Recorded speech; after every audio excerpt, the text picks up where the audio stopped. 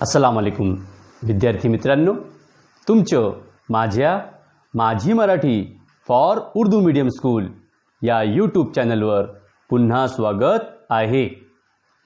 विद्यार्थी मित्रांनो, आज आपण इयत्ता 10व्या वर्गाची कविता दुसरी संत वाणी यामधील अभंगवाणी आ जे का रंजले गांजले या कवितेचे किंवा या अभंगाचे आज आपण अध्ययन करणार आहोत।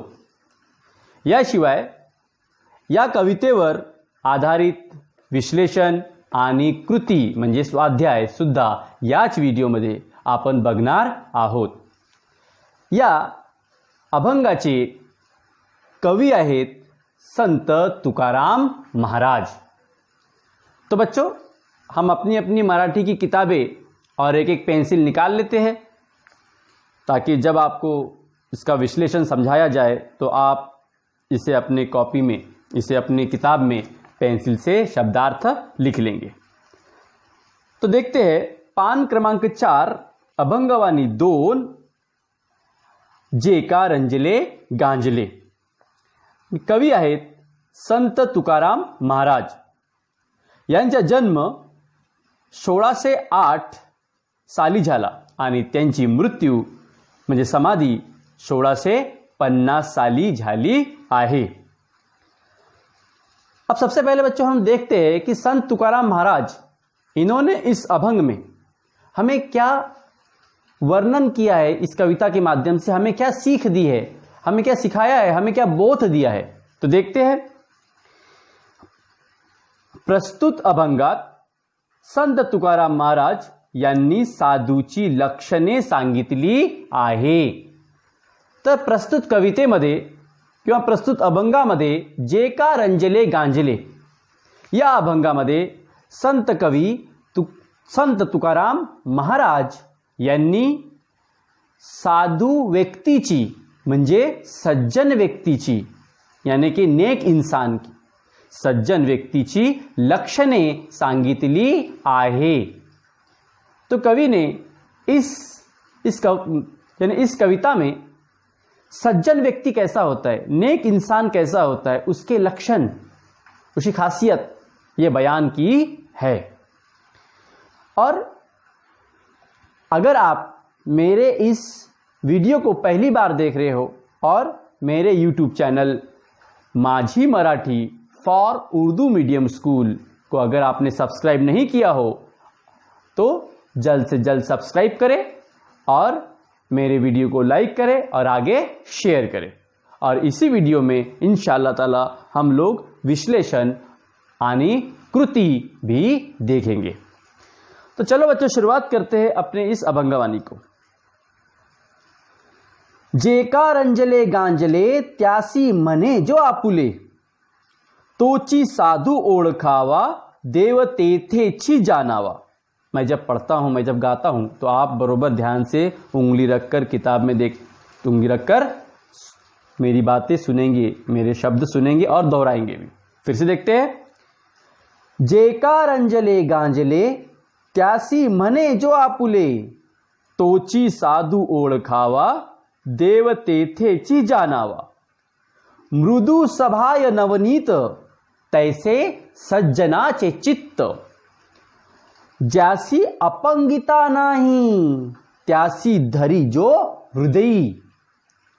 दया करणे जे पुत्रासी जे तेची दासा आणि दासी।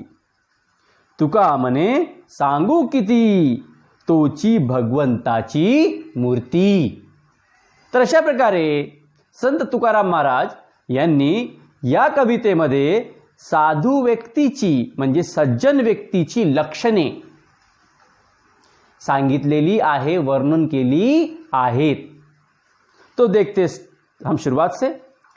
रंजले गांजले हमारे कविता का ही नाम है। जे का रंजले गांजले। रंजले गांजले मतलब बच्चों गोर गरीब, दुखी, कष्टी लोग जो परेशान हाल है उसे कहते हैं रंजले गांजले। त्यासी, त्यासी मतलब उन्हें। आपुले मतलब अपना। ओळखावा मतलब पहचान, उस साधु की पहचान। जानावा मतलब कि उसी में ही भगवान यानी देव उसके अंदर ही वास करते हैं, रहता है। देखते हैं, जेका रंजले गांजले त्यासी मने जो आपुले, तोची साधू ओळखावा देव तेथेची जानावा। तर संत कवी संत तुकाराम महाराज साधूची लक्षणे सांगताना म्हणतात की जो व्यक्ती रंजल्या गांजल्यांना आपुले समजतो तोच व्यक्ती खरा साधू असतो आणि त्याच्याच हृदयामध्ये परमेश्वर ईश्वर देव वास करतो। तो कवि कहते हैं कि जो इंसान रंजले और गांजलों को यानी गोर गरीब दुखी कष्टी परेशान हाल लोगों को जो अपना बोलता है अपना समझता है वही सच्चा साधु होता है और उसी के दिल में ही ईश्वर भगवान वास करते हैं यानी रहते हैं। पुढो, मृदू सभाय नवनीत तैसे सज्जनाचे चित्त, ज्यासी अपंगिता नाही त्यासी धरी जो हृदयी। शब्दार्थ देखो बच्चों, मृदु, मृदु मतलब मऊ नर्म, सबाह्य, सबाह्य मतलब बाहर और अंदर से, नवनीत, नवनीत मतलब मक्खन, इसको लोनी कहते हैं मराठी में और हमारे उर्दू में मक्खन कहते हैं। सज्जन, सज्जन मतलब साधु व्यक्ति, चित्त, चित्त मतलब दिल हृदय, अपंगिता, अपंगिता का शब्द दिया हुआ है आश्रयदाता, जिसे कोई पालने वाला नहीं है उसे कहते हैं अपंगिता। हृदय मतलब दिल में लगाए रखना। तर कवी संत तुकाराम महाराज साधूची लक्षणे सांगताना म्हणतात की जो व्यक्ती सबाह्य, सबाह्य म्हणजे बाहेरून आणि त्याच्या अंतःकरणातून तो नवनीत सारखा, लोणी सारखा, मक्खन के जैसा नवनीत सारखा मऊ असतो आणि त्याचे चित्त नवनीत सारखे एकदम मऊ असते, मृदू असते। आणि जो व्यक्ती अपंगिता नसल्यालांना, अपंगिता किंवा आश्रयता नसल्यांना तो आपला समजतो, त्यांचे दुःख तो आपले समजतो, त्यांना आपल्या हृदयाशी धरतो, तोच खरा साधु असतो। तो कवि कहते हैं कि सज्जन व्यक्ति, साधु व्यक्ति बाहर से और अंदर से यानी अंतःकरण से और बाहरी उसका हुलिया से वो बिल्कुल नवनीत की तरह, मक्खन की तरह एकदम मऊ होता है, मृदु होता है। उस पे अगर कोई गुस्सा भी हो लेकिन वो अपना आपा नहीं खोता है, हर एक से वो नम्रता से बातें करता है। और जो व्यक्ति अपंगिता, जिसको कोई इस दुनिया में जिसका कोई पालने वाला नहीं है, ऐसे इंसानों को, अपंगिता लोगों को जो अपने हृदय के पास जगह देता है, जो अपने हृदय में जगह देता है, वही सच्चा साधु होता है। पुढो, दया करणे जे पुत्रासी तेची दासा आणि दासी, तुका मने सांगू किती तोची भगवंताची मूर्ति। शब्दार्थ बघा बच्चों, दया, दया मतलब बच्चों रहम। पुत्रासी, पुत्र, पुत्र मतलब लड़का, औलाद, खुद की औलाद। दासा आनी दासी मतलब सेवक, नौकर। भगवंताची मतलब ईश्वर की, मूर्ति मतलब वो ईश्वर की मूर्ति है, ईश्वर उसके दिल में वास करते हैं, रहते हैं। आता शेवटलं आपण अर्थ अर्थ समजून घेऊया मराठीमध्ये. तर संत तुकाराम महाराज म्हणतात की खरा साधू व्यक्ती तोच असतो जो आपल्या दास आणि दासींना, आपल्या सेवकांना स्वतःच्या पुत्रांप्रमाणे वागणूक देतो, त्यांना आपले समजतो, तोच खरा साधू आहे असे संत तुकाराम महाराज साधूची लक्षणे सांगताना म्हणतात. आणि पुढं संत तुकाराम महाराज म्हणतात की त्याच व्यक्तीमध्ये भगवान, ईश्वर, परमेश्वर त्याच्याच मनात वास करतात, राहतात. तर अशा प्रकारे संत तुकाराम महाराज यांनी सज्जन व्यक्तीची म्हणजे साधू व्यक्तीची मतलब नेक इंसान की के लक्षण इस अभंग में वर्णन किए हैं. तो बच्चों अब हम देखते हैं इस अभंगवाणी पर आधारित कृति या स्वाध्याय. चलिए, हाँ चलो बच्चों, हमने इसके पहले जेका रंजले गांजले इस संतवाणी यानी अभंगवाणी का हमने विश्लेषण देखा है. अब बच्चों हम इस कविता पर यानी अभंगवाणी पर आधारित कृति देखते हैं, करते हैं. इस अभंगवाणी के कवि है संत तुकाराम महाराज. चलो देखते हैं कृति.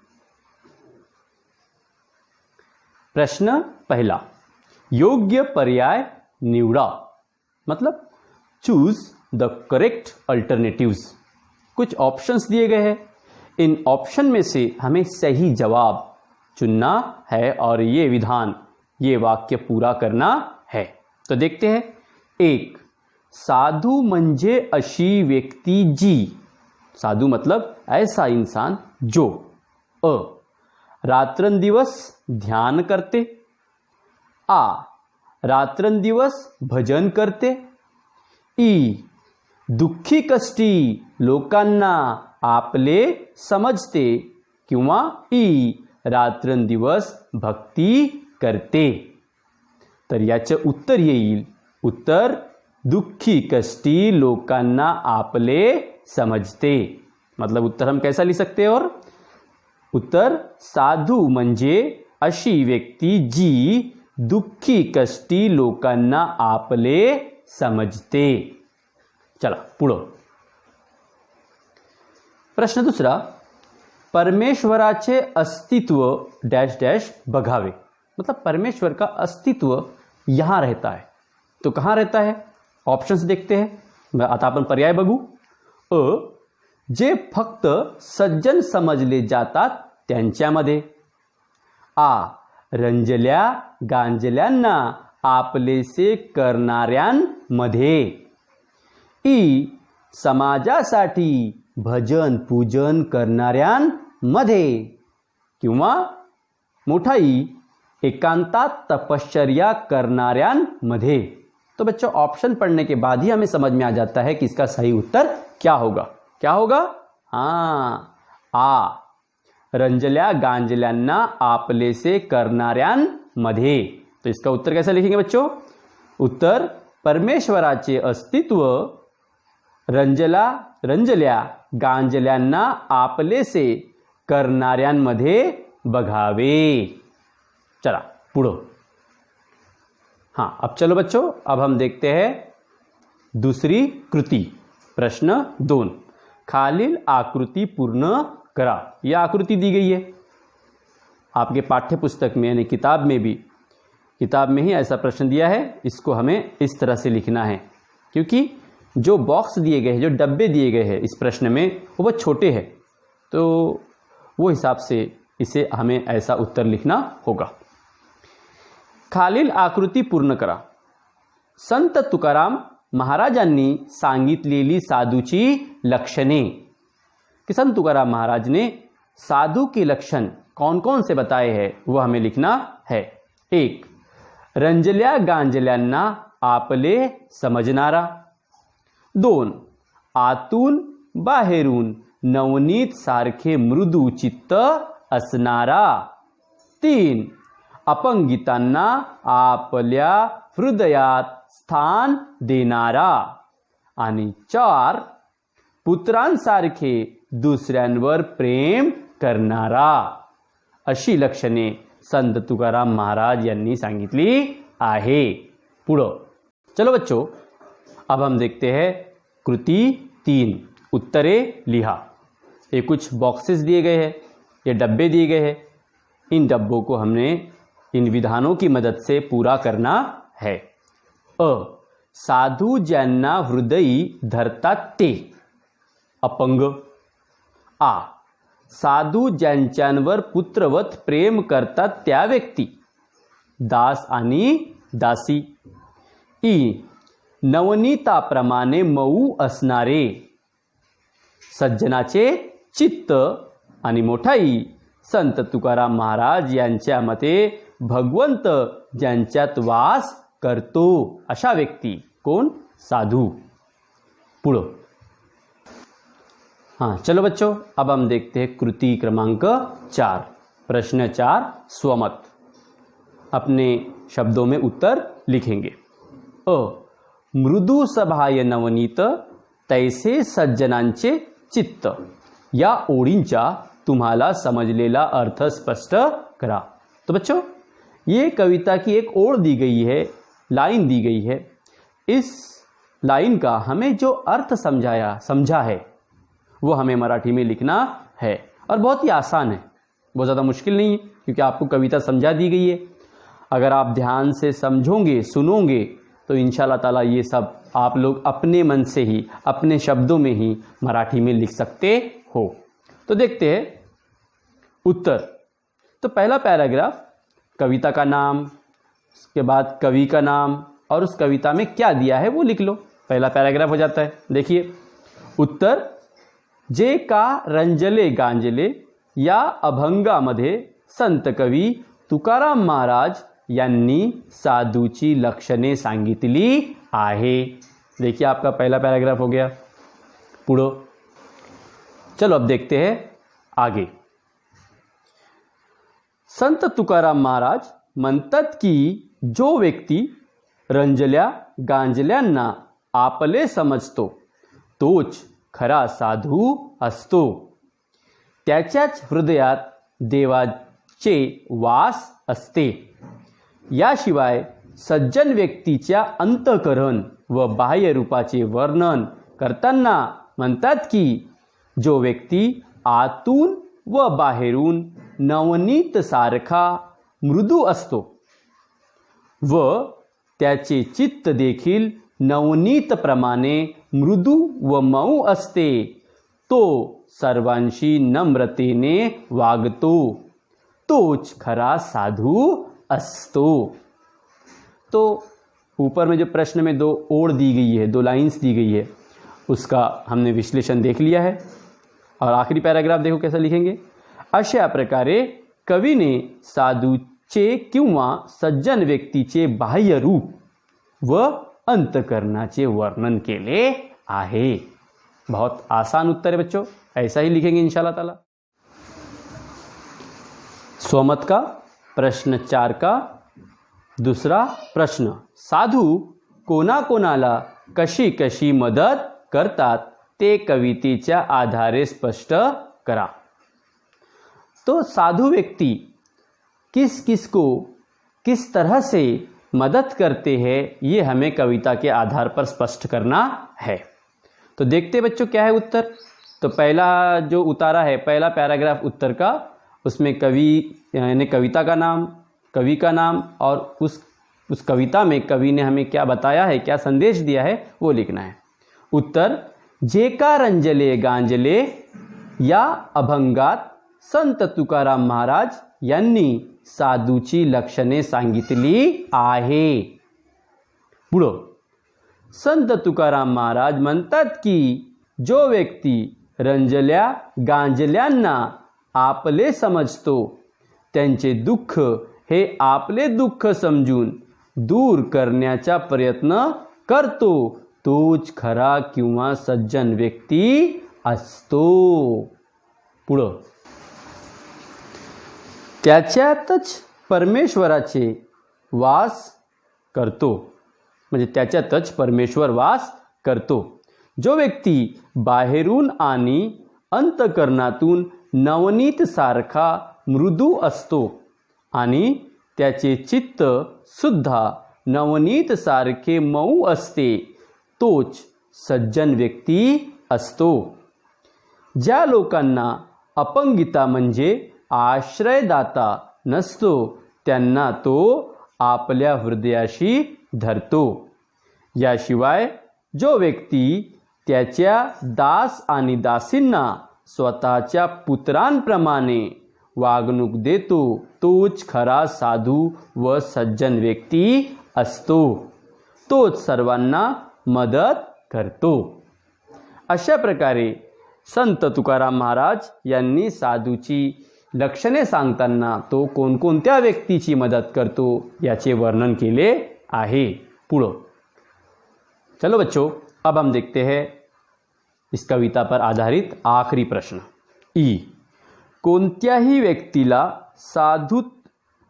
व्यक्तीतील साधुत्व ओळखण्यासाठी खालीलपैकी कोणता मुद्दा तुम्हाला महत्त्वाचा वाटतो ते स्पष्ट करा. 1. त्याची देशभक्ती. 2. त्याची तपश्चर्या आणि 3. त्याचे सामाजिक कार्य. मतलब बच्चों कि हमें साधु व्यक्ति पहचानने के लिए कौन सा मुद्दा, यानी सज्जन इंसान, नेक व्यक्ति, नेक इंसान पहचानने के लिए इन 3 में से कौन सा मुद्दा महत्वपूर्ण लगता है, इम्पोर्टेंट लगता है, वो हमें लिखना है और क्यों लगता है वो भी लिखना है, स्पष्ट करना है. उस व्यक्ति की देशभक्ति देखकर, या 2 उस व्यक्ति की तपश्चर्या देखकर, या 3 उस व्यक्ति के सामाजिक कार्य देखकर. तो इसका उत्तर देखते हैं हम.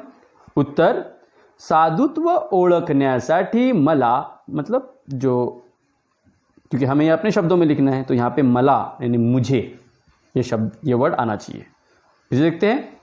साधुत्व ओळखण्यासाठी मला त्याची सामाजिक कृती किंवा कार्य हा मुद्दा महत्त्वाचा वाटतो. तो मुझे साधु इंसान की पहचान करने के लिए उसका सामाजिक कार्य, कि वो अपने सोशल में अपने गरीबों से, ज़रूरतमंदों से किस तरह बिहेव करता है, उसका कार्य मुझे साधुत्व इंसान को पहचानने के लिए मुझे ज़रूरी लगता है. देखते हैं अब क्यों ज़रूरी लगता है. पुढं, खरा साधू किंवा सज्जन व्यक्ती हा समाजातील रंजल्या गांजल्यांना आपले समजतो. त्यांचे दुःख व कष्ट स्वतःचे दुःख समजून दूर करण्याचा प्रयत्न करतो. त्याच्या हृदयात परमेश्वराचे वास असते. समाजात असलेल्या अपंगितांना किंवा आश्रय नसल्यांना आश्रय देतो.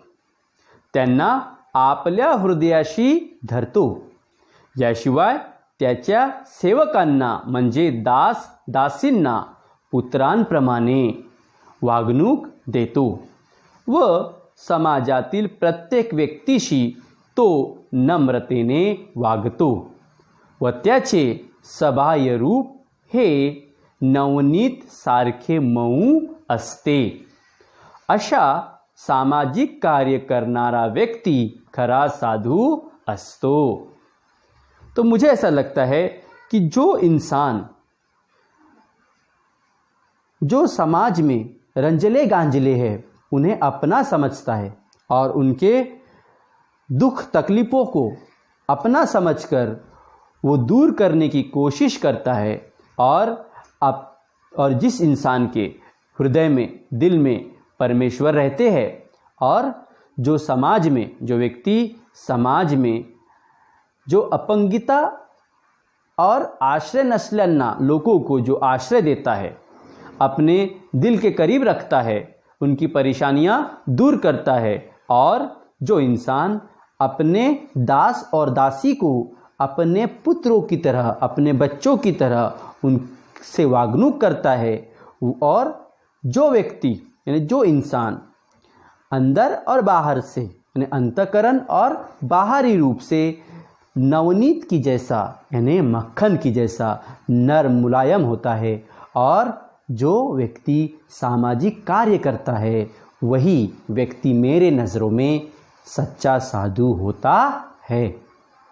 तो इस तरह से बच्चों हमें इस कविता के पर आधारित स्वाध्याय प्रश्न उत्तर या कृति हम पूरी करेंगे। अगर बच्चों आपको ये वीडियो आपको समझ में आया हो तो इसे लाइक कीजिए और आगे शेयर कीजिए और मेरे चैनल को सब्सक्राइब कीजिए। अगर आपको कुछ प्रॉब्लम हो तो इस वीडियो के कमेंट में मुझे बताइए। इंशाअल्लाह आपकी हर मुश्किलें दूर होंगी। Thank you.